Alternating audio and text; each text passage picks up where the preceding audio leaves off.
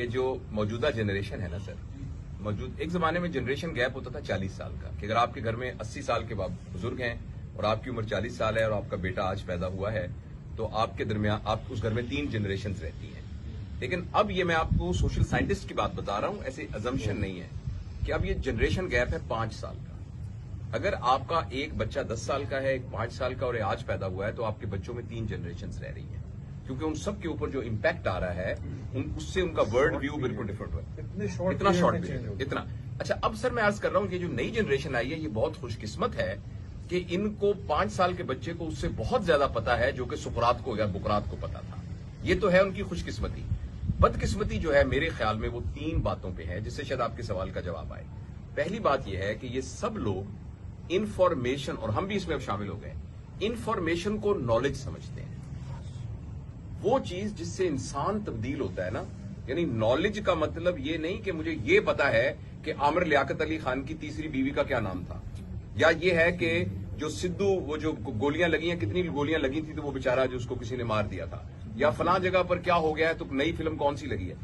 जो नई जनरेशन है वो इंफॉर्मेशन को नॉलेज समझ रही है, जिसकी वजह से उनकी मेमोरी तो ओवर फ्लड हुई है, मगर उनके अंदर कायाकल्प नहीं हुई। वो अंदर से, आप किसी इल्म वाले बंदे के पास जाएं तो वो मुंह से कुछ भी ना कहे तो आपके ऊपर एक असरात आने शुरू हो जाते हैं। पहली ट्रेजेडी यह है कि ये इंफॉर्मेशन को नॉलेज समझ रहे हैं। दूसरी ट्रेजेडी यह है कि ये कनेक्शंस को रिलेशन समझ रहे हैं।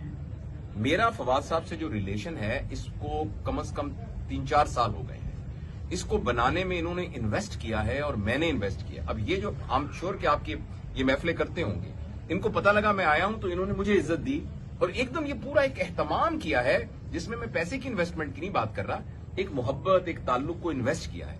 अगर इन्हें या मुझे ये रिश्ता तोड़ना पड़ा तो ये हम आसानी से नहीं तोड़ सकेंगे, हमें बड़ी मेहनत करनी पड़ेगी इसको तोड़ने के लिए।